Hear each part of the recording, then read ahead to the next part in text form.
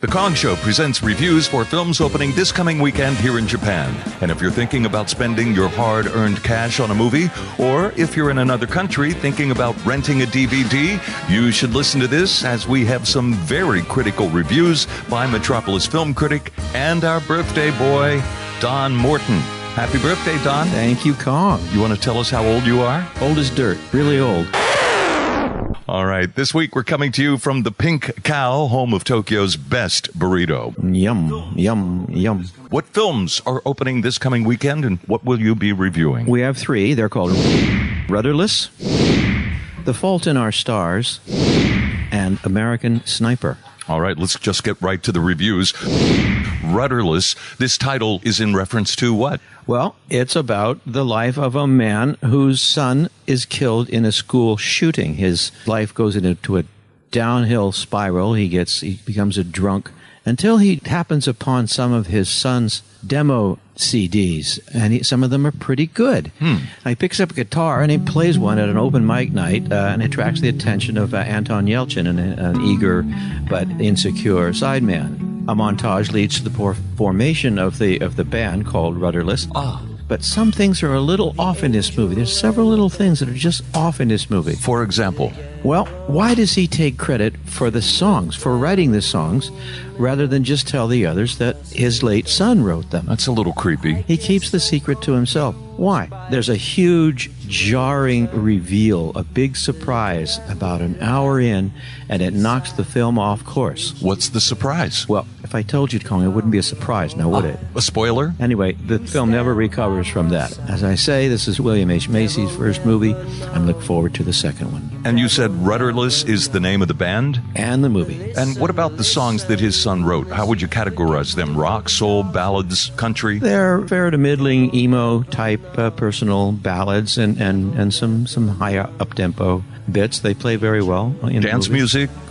Potato rubbing music? Dance-ish, yeah. They become a favorite at a tavern, so people dancing, yeah. Let's move on to the next film. It's called The Fault in Our Stars. It's about some people who have been dealt a bad hand at birth, and this is on a kind of a downer topic. It's an uplifting movie on a downer topic. What's the topic? The topic is kids with cancer. Ooh. Okay.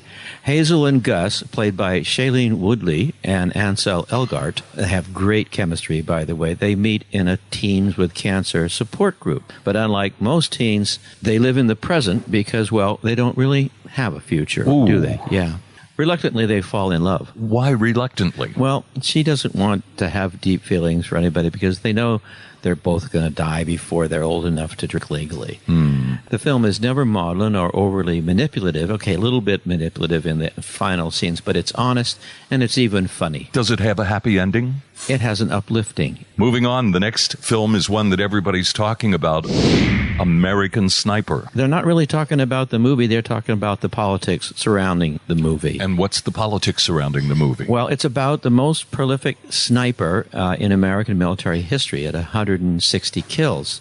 Some are saying it glorifies war, and the people respond to that by saying he was saving the lives of American soldiers. And their logical response to that would be a better way to protect American soldiers would have been not to send them into such an ill-conceived war in the first place. Does it glorify war? It is a war movie and an anti-war movie at the same time. And about the politics? There is no politics really in this movie. It's all kept outside of the frame.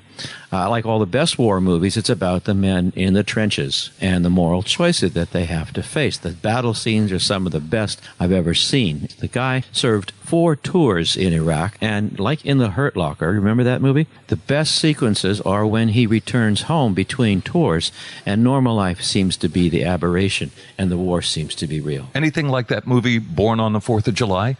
That was like 20 years ago, wasn't it? I don't remember too much about that. It was a true story. Ron Kovic, a Vietnam vet who was injured in his spine.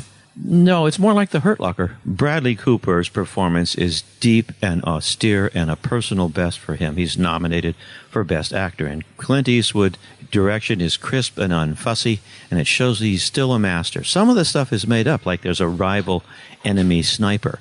And that's just made up to make it a better movie. But, it's a movie. And about this film, Jesse Ventura said it's about as authentic as Dirty Harry. Well, I wasn't aware that its authenticity was being called into question. Oh, really? I thought it was based on a true story. Anyway, I try never to comment on anything Jesse Ventura says. Buddy movie? Everybody movie. Okay, of the 3 films opening this weekend, which one would you suggest as the best date movie? Best date movie, that would be The Fault in Our Stars. Any movies to avoid? No, actually all 3 are worth seeing. And before the movie, where would you go to get the best burrito in Tokyo? The Pink Cow, of course. I know my cues when I hear them. By the way, John, but really, folks, it really is the best burrito in Tokyo. I know. That's why you're here. That's why I'm here. That's why you have your bicycle club meetings here. Yep, we're warming up over there on the other side of the room now. And by the way, if somebody would like to join your bicycle club, what do they do? Google Half Fast Cycling, Tokyo, and you'll find us. All right, Don Morton, film critic for Metropolis Magazine. Thank you very much. Thank you, Kong.